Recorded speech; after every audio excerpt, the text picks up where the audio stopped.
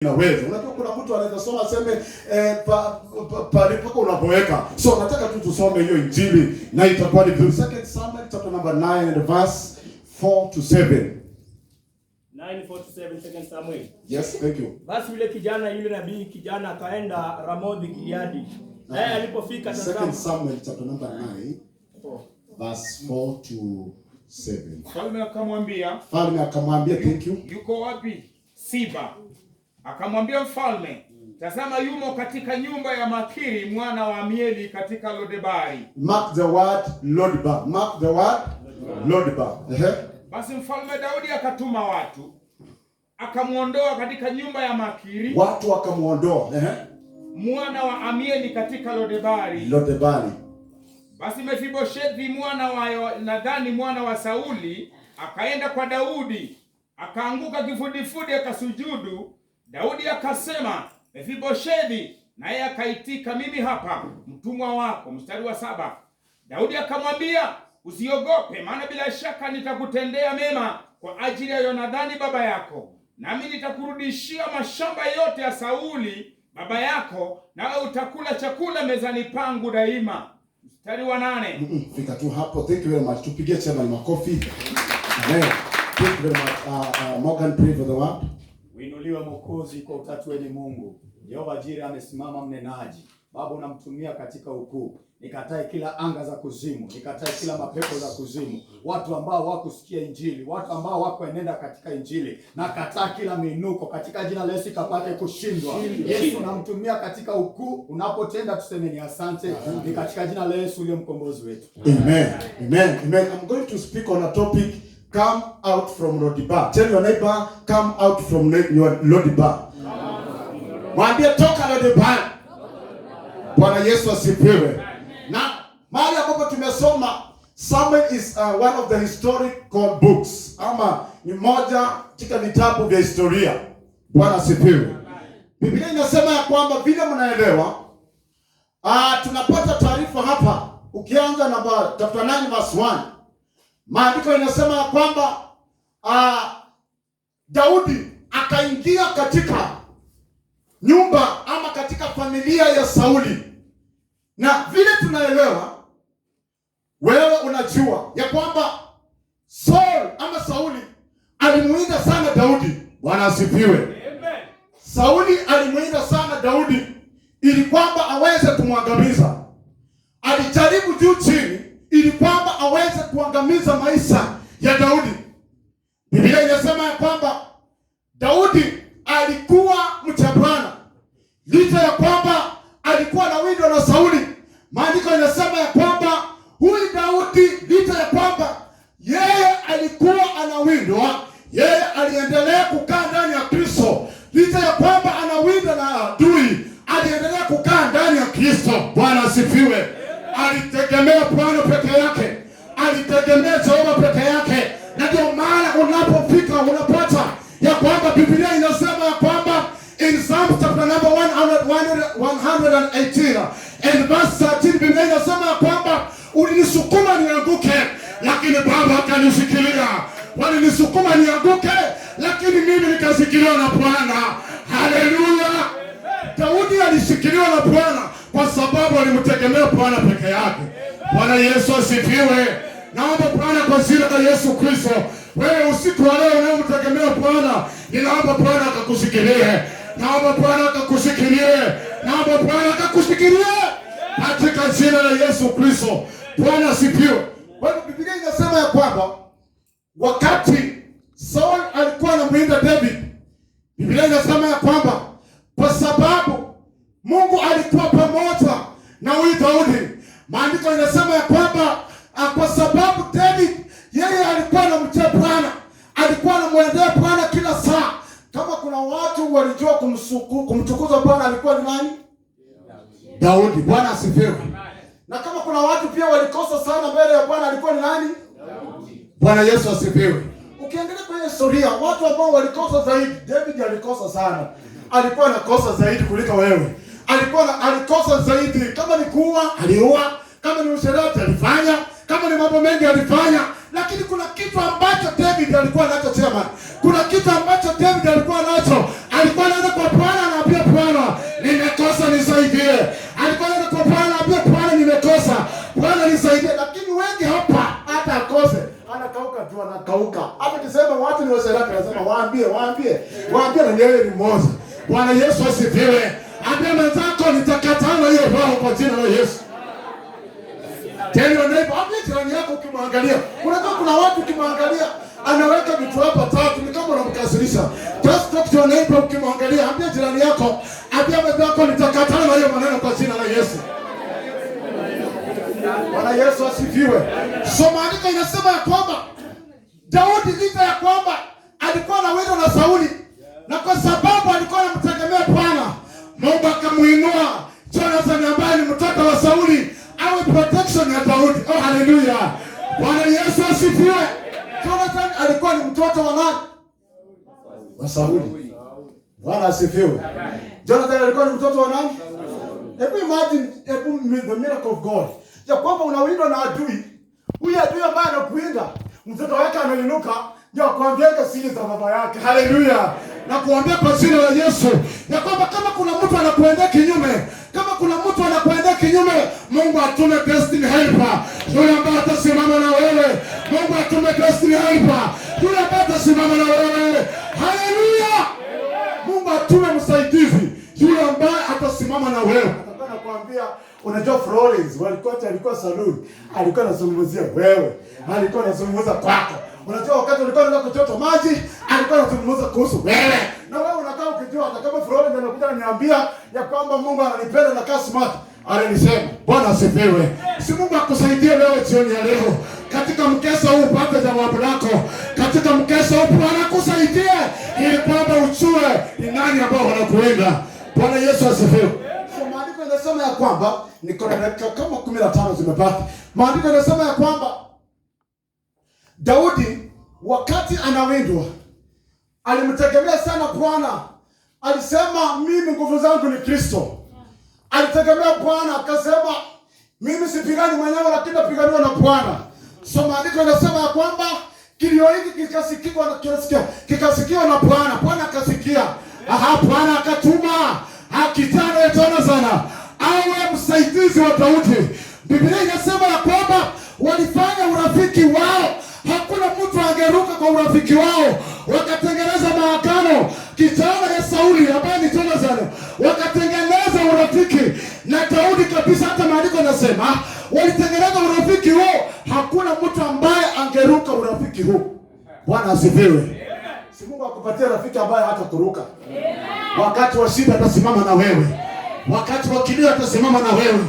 Wakati unamhitaji kama saa hii pastor anatuhitaji, tunasimama na yeye. Naomba Bwana akupatie mtu yule ambaye atasimama na wewe siku zote. Wanadamu siku zote tunasahau ile ambayo tumeagana. Tunasahau kabisa, sema kama niyo kesho siendi, tutaonana Jumapili. Hiyo ni urafiki kweli? Maandiko yanasema ya kwamba Jonathan walitengeneza urafiki na Daudi. Wakasema mimi iwapo nitaenda wa kwanza, utalinda familia yangu. Iwapo mimi nitaenda wa pili ama mimi nitaenda wa kwanza, wanatengeneza wewe ukienda wa kwanza linda familia yangu. Wewe ukienda wa kwanza utalinda familia yangu. Nao ikafika wakati, kwa sababu Mungu ni nani? Mungu akamuondoa Sauli kwa machungo, akamuondoa Sauli hata kifo chake. Biblia inasema ya kwamba hakuzikwa. Mke wake ambaye alikuwa ni prostitute, ambaye ni mama ya Jonathan, ndio sasa baadaye alienda kuzika hizo mili. Bwana asifiwe. Praise God. Biblia inasema ya kwamba huyu mtesi wake Daudi ambaye ni Sauli akafa. Mungu anaondoa maenemy wanaotusumbua. Amen. Mungu anaondoa enemy ambao wanatusumbua. Bwana Yesu asifiwe. Kama wewe utaondolewa leo, uondolewe. Kama kuna kitu kinakusumbua kwa maisha, yani mpaka unaomba, kuna mtu anataka kutusi mpaka ukilala unaona matusi hivi. Yani ukilala ukiamka unaona matusi. Unaona vile hiyo vitu inatokanga hapa. Unaona tu ndio hii matusi bado ndio mtusi. Ndio hii bado iko hapa. Yani unapata huyu mtu anakuwa ni mlima kwako. Anakuwa kama ni mlima kwako, ukiomba unaona tu yeye. Naomba usiku leo Bwana akusaidie ili kwamba huyu mtu ama hiki kitu kikuondokee katika Kristo. Mtu aliimba akasema, panguza macho uone mbele. Utapanguzaje macho uone mbele kama huyu mtu bado amekinga pale? Ni mtu atuondolee, Mungu atuondolee ili kwamba tuone mbele. Si Mungu akusaidie jioni ya leo ili kwamba uone mbele baada hii kizingiti kukuondokea. Kwa hivyo Biblia inasema ya kwamba Chema, nimependa Chema ndio anaongoza vizuri, wacha nitumie tu leo. Biblia inasema ya kwamba sasa baada ya Sauli kufa, sasa Jonathan amekufa. Bwana asifiwe. Sasa na ukumbuke kuna maagano walikuwa wameweka kati ya Daudi na Jonathan. Biblia inasema ya kwamba ikapita miaka mingi zaidi. Ikapita miaka mingi, sasa Daudi sasa ndio mfalme. Maandiko inasema ya kwamba unapoweka maagano na mtu, hakikisha ya kwamba unayatimiza. So maandiko inasema baada ya Daudi kuwa mfalme, maandiko inasema ya kwamba akakumbuka ya kwamba kuna maagano yale ambayo tuliweka katika nyumba ya Sauli. Biblia inasema ya kwamba tunamuona Sauli Daudi anakuja katika nyumba, kuja tu nikutumie. Anakuja katika nyumba, anakuja, simama tu hapo, thank you chairman. Anasimama, anakuja katika nyumba ya Sauli. Sasa tazama, Sauli hayuko, Jonathan hayuko, wamebaki wafanyakazi pekee. Kuna mfanyakazi kingine kalikuwa pale, kanaitwa Siba. Ambia mwenzako Siba. Siba. Bwana Yesu asifiwe. Nitakwambia Siba ni nani. So Biblia inasema ya kwamba wakati Jonathan wakati David anakuja, King David anakuja, anagonga hodi. Sema karibu sana. Sema karibu hodi. Nimesema hodi. Karibu sana nyumbani. Kuna mtu kwa hii familia yule ambaye atatendea wema wa Bwana. Sikia kaka jamaa kanasema, huyu ni mfanyakazi ambaye analinda katika ikulu. Basi yeye hapo tu pale, yeye ni mfanyakazi. Biblia inasema ya kwamba na katika enzi hizo za Sauli, Biblia inasema ya kwamba wakati Sauli amekufa, Jonathan amekufa, Biblia inasema ya kwamba Jonathan alikuwa na mtoto ambaye anaitwa Mephibosheth. Tell your neighbor Mephibosheth. Ambia jirani yako Mephibosheth. Usikie vile anatamka, sema Mephibosheth. Haya, ambia jirani yako Mephibosheth. Sema tena. Wacha mchungaji sema. Bwana Yesu asifiwe. Kulikuwa na kijana ambaye anaitwa Mephibosheth. Maandiko inasema ya kwamba huyu kijana alikuwa ni wa Jonathan. So maandiko inasema ya kwamba wakati David anakuja katika familia ya Sauli, anauliza ni nani yule mmoja tu, yule ambaye anatendea wema wa Bwana. Kuna jamaa hapo anaitwa Siba, mmoja wa wafanyakazi, anasema Jonathan aliwahi kuwa na kijana mbaye ni kiwete. Na ukumbuke wakati wa uongozi wa Sauli ulikuwa unapatikana wewe ni kiwete, hata tunaona viwete hapa wanaomba. Ulikuwa unapatikana wewe ni kiwete, sijui hata nini, unachukuliwa unauawa. Bwana asifiwe. Praise God. Sijui kama ninaongea na watu. Biblia inasema ya kwamba huyu Daudi alipokuja, niko ndakatiza.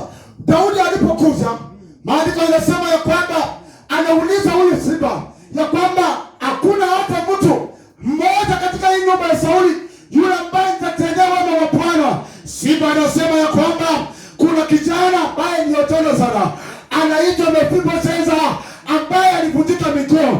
Nataka nikuambia ya kwamba Siba anaposema mambo haya anasema hivyo ili kwamba mfalme aende achukue Mephibosheth aende amuoe. Lakini nikwambia ya kwamba kila ambacho Bwana amepanga kwa maisha yako lazima kitatimia. The God perspective lazima atatimiza. Bwana asifiwe. Alikuwa anamwambia hivyo ndio aende kumuoa. Hata jamaa alikuwa kametawala kwa ikulu. Amen. Anajua hakuna mtu mwingine. Sumawahi wana wafanyakazi wa nyumba wengine, hata ukienda kumkanga. Unasikia mkanga? Hiyo wimbo wengine ya kitambo ile. Mimi sijui, lakini kuna watu hapo wala wanacheka, wanajua hiyo wimbo. Bwana asifiwe. Nani? Asante sana chema. Yaani huyu jamaa ametawala hiyo nyumba. Yaani hata ukienda hapo anakuletea file sign hapa, who are you? Unataka nani? So ametawala, amekuwa yeye ndio nani? Mfalme. So wakati mfalme Daudi anakuja, anauliza hakuna hata mtu mmoja, anasema ya kwamba kuna kijana ambaye anaitwa Jonathan ambaye amevunjika miguu ako katika nyumba ya Makiri mwana wa Amieli katika Lo-debar. Bwana asifiwe. Now what is Lo-debar? Tell you, ask yourself, what is Lo-debar? Lo-debar ni nini? Bwana asifiwe. Lo-debar is a place, ni mahali, ilikuwa ni mahali ambapo watu walikuwa wanatupwa, wanaenda kujificha. Watu walikuwa wakikosa, watu wako na magonjwa pasta, wanaenda wanajificha kule, hautoki, maana ukitoka utauawa. Bwana asifiwe. Kwa hivyo Lo-debar inamaanisha ya kwamba a place of no pasture, mahali hakuna mazao. Bwana asifiwe. It was a place of forgotten people, mahali ambapo watu wamesaulika. Ukiingia katika mji wa Lo-debar unasaulika kabisa. Ukiingia katika mji wa Lo-debar unasaulika. Ndipo huyu kijana alipelekwa. Bwana asifiwe. Bwana Yesu asifiwe. Soma andiko inasema ya kwamba wakati Daudi anaambiwa hivyo, hakuangalia kila ambacho Simba anasema. Kila ambacho Daudi anaangalia waliweka maagano. Kila ambacho wanaangalia waliweka maagano. Haijalishi kijana ni kiwete, haijalishi kijana huyo hatembei, lakini kila ambacho mfalme alisema nendeni mkamulete. Haijalishi wewe ni kiwete, haijalishi wewe ni maskini, nendeni mkamulete. Leo mtakaa na yeye. Oh, haleluya. Haleluya ndugu yangu. Amen. So, maandiko inasema ya kwamba huyu kijana msitupigie huyu kijana makofi. Unaona vile nimeng'ang'ana tumpigie makofi. Huyu kijana makofi. Pigieni keyboardist makofi. Amen. Thank you very much. Anajaribu sana kupiga hiyo mashine. Mungu akusaidie upate 700, si ndio? Kubwa sana after tulijaribu hiyo nyingine. Tunaweza jaribu tena hii nyingine. That's why hiyo unatouch tu hivi. Tukisema go an African way, anatouch tu hivi anasema African way. Na inaanza kuongea yenyewe. So Mungu akusaidie sana ili kwamba tutapata hiyo tena hapa mbele. Tupigie Yesu makofi kama uko na imani. Itakuwa ni vizuri kabisa. So maandiko inasema ya kwamba huyu kijana haijalishi alikuwa kiwete, lakini Daudi alisema ya kwamba na aletwe katika mji wa Lo-debar, atoke kule. Now nataka nikuambie kuna watu wengi sana tunakuona unaimba lakini uko Lo-debar. Kuna kuona unacheza vizuri lakini matendo yetu yanasema tuko Lo-debar. Nataka nikuambie kwamba kuna uwezekano huyu kijana alikaa Lo-debar 15 years. Bwana Yesu asifiwe. Bwana asifiwe. Tunakuona unaimba vizuri lakini uko Lo-debar. Kila mtu ako na Lo-debar kake pastor. Kila mtu ako na Lo-debar kake. Hasira kidogo. Kuna mtu hapa hata uwezi mwambie ulikuwa unaimba nini hapa? Atakurushia hata microphone. Anakurushia microphone. Hiyo ni Lo-debar. Bwana asifiwe. Haleluya. Lo-debar. Kuna watu wako Lo-debar ya majaribu. Kuna watu wako Lo-debar yani kwa kuvaa nguo ikuta ikikaribu hapa. Hiyo ndio kazi yako tu. Hiyo ndio kazi. Hapa hakuna. Kajiado mahali tunakaa from Kiserian by the way uko Kajiado. Hata nikwambia kwamba watu wanavaa vituko. Church. Bwana asifiwe. Mtu amekaa hapo mbele, Lo-debar ya ukahaba iko ndani. Lo-debar ya ukahaba anajua tu amevaa nguo fupi. Bible says you shall receive power. Anasema amen. Mpaka na amesahau nguo hapa. Apia mwenzako nitatoka Lo-debar. Na kuambia kwa jina la Yesu Kristo, ukatoka Lo-debar ya mateso, ukatoka Lo-debar ya masikini, ukatoka Lo-debar ya ukahaba, ukatoka Lo-debar ya hasira, ukatoka Lo-debar ya uongo. Kuna watu wako kanisani bado ni waongo. Praise God. Bwana Yesu asifiwe. Kuna watu wako Lo-debar. Kila mtu uko na, ninaposema angalia Lo-debar yako tunapoenda kuomba, usingojee mtu akuombee. Mungu niondolee Lo-debar hii. Niondolee Lo-debar. So maandiko yanasema ya kwamba niko na 2 minutes kindly. Biblia inasema ya kwamba huyu jamaa alipoambiwa hivyo akatuma David. Alipoambiwa hivyo akatuma watu waende wakatoe huyu jamaa katika Lo-debar.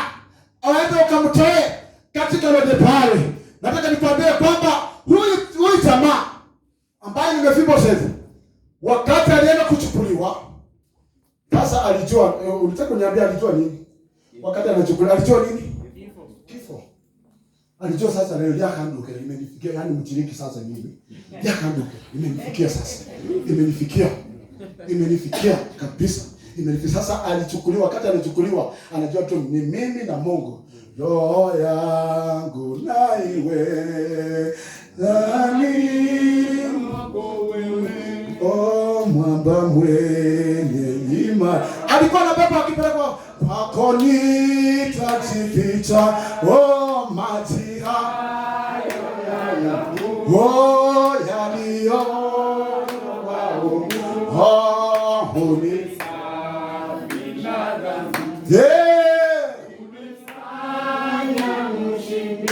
Bwana Yesu asifiwe. Wakati anabebwa na mfalme na hao jamaa, huyu anaimba nyimbo za mbinguni, anasema ni mimi na Mungu direct. Ni mimi na Bwana, maana sijui ni nini ambacho kitatokea. Na hii ndio ombi saa zingine tunajikuta ndani kama Wakristo. Unaanza kuimba nyimbo za kukufariji, unaanza kujifariji mwenyewe kwa sababu unaona wakati wa redio umefika. Leo baya ya umasikini imekuandama. Nataka nikwambie jioni ya leo ni umtegemee Bwana pekee. Jioni ya leo mtegemee Bwana. Yeye tu ndiye anaweza kusuluhisha shida zako. Bwana Yesu asifiwe. Haleluya. Kuna watu hapo wako na mambo kwa Lodiba. Unapata mama hapo bwana yake ni mlevi. Let me use mama hapa. Bwana asifiwe. Si mnajua mama, wasi mtaka kujifanya mjui. Si bwana yake ni mlevi. Si ndio? Mfano ni hivyo tu. Ni hivyo. Si ndio nani? Lakini unapata Eric ni rafiki yangu, ndio bwana yake. So unapata ya kwamba kina mama mnachukua hiyo sasa opportunity. Wakati huyu mzee wako ni mlevi, hata ukienda chacha asubuhi, hata mwambie unaenda chacha, mwambie hata ndio huyo kabla yale watata siwezi mwambie maneno. Lakini ukikuja unasema ndio Bwana, hatukuke Bwana wa mabwana, hatukuke. Lakini umetoka kwa nyumba umemwekelea makofi, alafu nakuja hapa sema inuliwe Bwana. Bwana mkani huyo? Biblia inasema kwamba kanisa linaanza wapi? Bwana asifiwe. Haleluya. Kuna wengine hata sisi wanaume hapa, maandiko inasema ya kwamba ile mambo mnafundishwa katika 1 Peter chapter 4 inaeleza hiyo mambo yote. Inafaa hata ninyi wazee mhakikishe kwanza kwa nyumba kuko sawa. Umewahi ona watu wanapewa wake wao sadaka kwa chachi? Wakati sadaka ndio sasa bibi anatoroka. Anakuja. Sasa unashindwa hawa watu walilala pamoja. Hapa Genesis pasa amefundisha vizuri, hapa mfanye hivyo. Kwa chachi yetu tunaona maneno. Anakuja wanampea chachi. Sasa unashindwa, hii si aibu tu. Bwana asifiwe. Na imagine to make it worse. Sasa mama anatoka anasema ni pesa sadaka. Wewe unachukua pesa.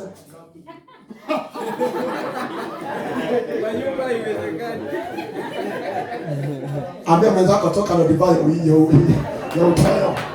Kuna watu wako katika Lodiba ya uchoyo. Kuna watu wako katika Lodiba. Nataka nikwambie kuna watu pia wakikaa hapo kwa masengenyo. Wakianza kusengenyana vile pasa alihubiri. Wakianza kusengenyana vile pasa. Nataka nikwambie kwamba hiyo ni Lodiba. Hapo sipa kujielewa. Mwambie Bwana nitoe ndani. Utaendelea kukaa ndani milele na milele. Bwana asifiwe. Kuna watu pia wako Lodiba wamekaa mwimuto hii, hawataki kwenda home. Lakini kisingizio ni moja tu. Nasema ni kama dada yangu, ni kama mama yangu, ni kama kuka yangu. Mko yako alitoka wapi? Biblia inasema kwamba that is Luke chapter 10 nilikuwa nafundisha juzi. We have been given power. Tumepewa nguvu ya kuharibu. Tumepewa nguvu na mamlaka. So hii laana inatoka wapi kwako? Wewe kwako. Yaani kila saa yote utakwenda kwamba bwana, nenda nyumbani. Bwana uendi home. Sema hapana, mimi mradi yangu iko huko. Nitoke nyumbani kama sina watoto, niko na bibi, niko na mradi yangu iko huko. Bwana toka Lodiba. Sisi ndio neighbor toka Lodiba. Bwana Yesu asifiwe. Ambia jirani yako, mwambie kama amelala, hata kama ameamsha mwambie toka Lodiba bwana. Toka Lodiba. Bwana Yesu asifiwe.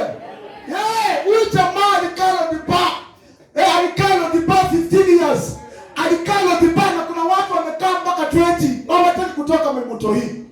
Bwana atuombe kufe, lakini kuna watu wanakufanga bwana.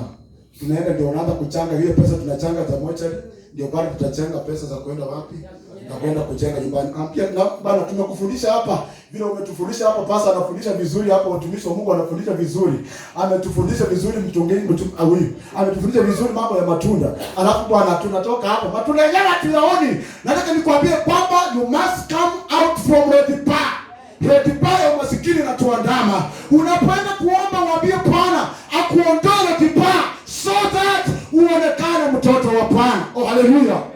Bwana Yesu asifiwe. Na ndio hiyo John chapter number 1 verse 12 inasema tutafanyika son and daughters of God. Yes. Bwana asifiwe. Lakini utatoka Lodebar kama umevaa silaha za Bwana. Amen. Umevaa silaha za Bwana. Silaha za Bwana umesikia? Silaha za Bwana tunazungumzia. Silaha za Bwana mtu asome tu haraka. Tunazungumzia kwa haraka tu kwa sababu niko na 0 dakika. Mimi nataka Ephesians chapter number 6 verse 10. Verse 10, 11 and 12. Haraka tu. Ephesians chapter number 6 verse 10, 11 and 12. Inasema aje? Waefeso. Hatimaye mzidi kuwa hodari katika Bwana. Mzidi kuwa hodari katika Bwana na katika uwezo wa nguvu zake. Vaeni silaha zote za Mungu mpate kuweza kuzipinga hila za Shetani. Nataka nihubiri vile niliona mtu mwingine kwa online akisema. Umesikia wamesema uchukue panga? Wamesema uchukue panga?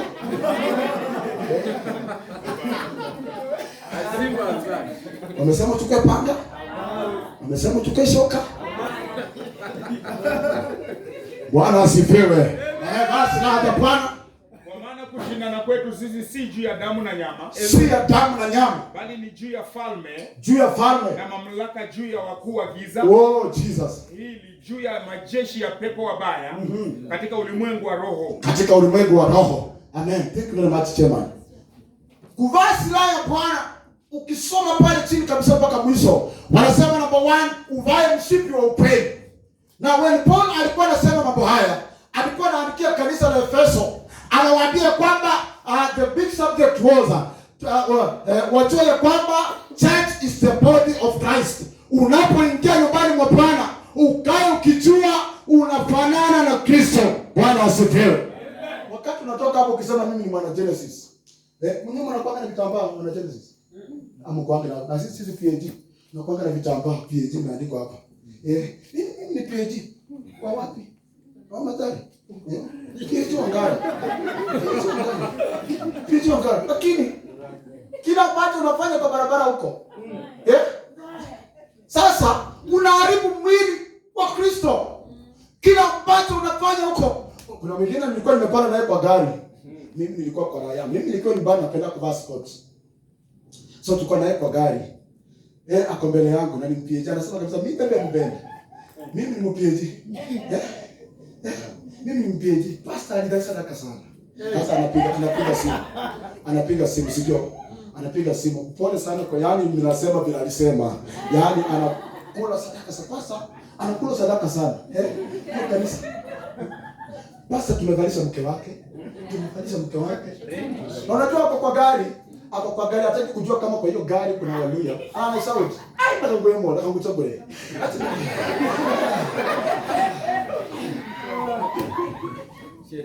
Hebu niambie kama kuna mtu alikuwa anatafuta kanisa ya PhD. Ataingia. Bwana asifiwe. So Paul alikuwa anaambia watu tuvae silaha za upendo. Tuvae, put on the full armor of God. Kuvaa silaha ya Bwana itakusaidia wakati mtumishi amesoma hatimaye finally wakati anasema tuchukue silaha za Bwana. Bali silaha unapochukua silaha uko na peace. Unakuwa na amani ukichukua silaha. Bwana asifiwe. Hauna amani, sasa anakuandaa kwamba kuna vita. Anakuandaa kuna vita. Ukiwa na silaha mtumishi wa Mungu ambaye mko hapa. Ukiwa na silaha ya Bwana, nataka nikwambie kwamba hata adui aje, hata adui akuje anaogopa. Si watu wengine wanaogopanga polisi. Kuja wewe lakini unaangalia akona bunduki. Hata watu wa maandamano muangalianga watu wa maandamano. Hakuna bunduki. Hatuogopi tia gas, lakini ikitolewa ndio hao. Bwana Yesu asifiwe. So, maandiko yanasema kwamba huyu jamaa katolewa Lo-Debar. Alipotolewa Lo-Debar, maandiko yanasema kile ambacho kinanifurahisha. Wakati analetwa, jamaa anaanguka kifudifudi mbele za mfalme, maana alijua mimi nimeenda. Lakini Biblia inasema ya kwamba Daudi akamwambia, inuka leo, maana nitakurudishia vitu vyote ambavyo vilikuwa vya baba yako. Nitakurudishia vitu vyote ambavyo vilikuwa vya wazazi wako. Vitu ambavyo Simba huyu jamaa anajivunia, nitakurudishia. Haleluya.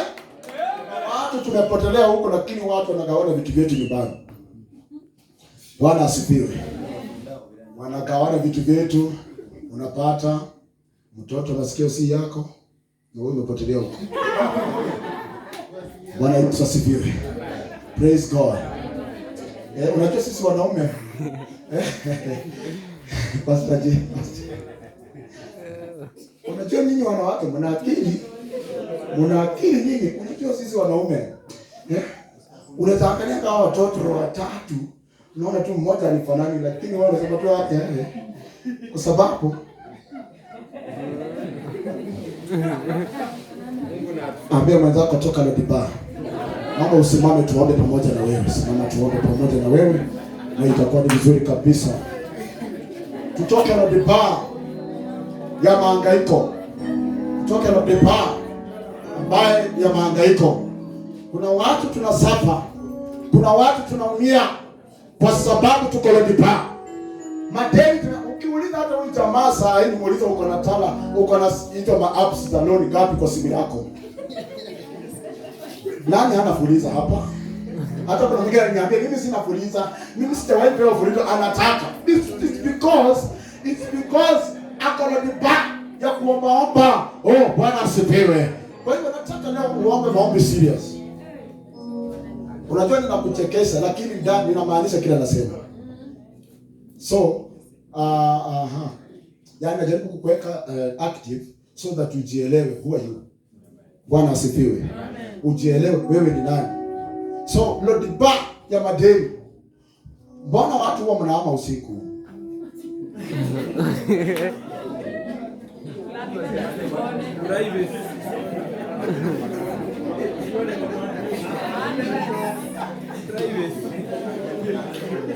Bwana Yesu asifiwe. So, unaelewa Lo-Debar yako? Unaelewa Lo-Debar yako? Usiku wa leo. Tunaweza kuwa sisi ni waimbaji wazuri. Tunaweza kuwa sisi ni wahubiri wazuri. Lakini kuna mambo nyuma yetu ambayo yanatufanya. Bwana atuombee wagonjwa wanapona kabisa mpaka pia waende hospitali. Bwana Yesu asifiwe.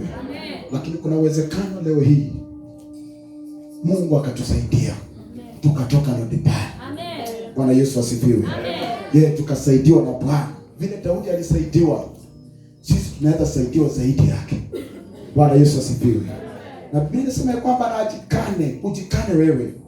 Ujikane wewe mtumishi. Unajua sisi tunajifuatilia kwa utumishi. Omba hata saa zingine nafikiri labda si hapa.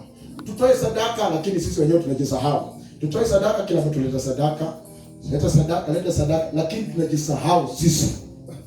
Sisi watumishi hatutoi. Nawaisikia mtu akisema usikawahi kuhubiri mahali. Kuna mtu niliwahi kemea ni hapa, si ndio? Wakati na hubiri nasema malaya kaza akaniambia waambie, nikamwambia na wewe. Ilikuwa ni hapa, si ndio? Mtu aliniambia hapa waambie, nikamwambia na wewe sasa unajiondoa. Bwana asifiwe. Ukisikia mtu akisema waambie anajiondoa, ni yeye mmoja. Praise God.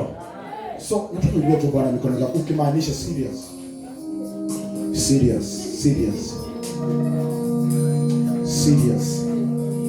Hata hakuna haja nikupembeleze na wimbo. Nimwambie tu Bwana, uko na Lo-Debar ya madeni. Lo-Debar. Kuna watu hata kwa Lo-Debar wanaoa leo kesho wameenda. Unapata mchumba leo kesho wameondoka. Kwa sababu hata kuna watu mkipanda kwa gari unaitishwa fare mara 3. Umelipa lakini because wewe umesaulika. Unakwambia umelipa kweli. Tena nionyeshe message. Ni kwa sababu umesaulika. Naomba Bwana akusaidie. Ya kwamba hata landlord umelipa lakini bado anakuuliza ulilipa kweli, ulilipa nini? Au ulilipa nataka because uko katika forgotten land, uko katika mahali pa kusaulika, na kuambia kwa jina la Yesu ya kwamba Bwana nisaidie, ambia Bwana nisaidie nisipatikane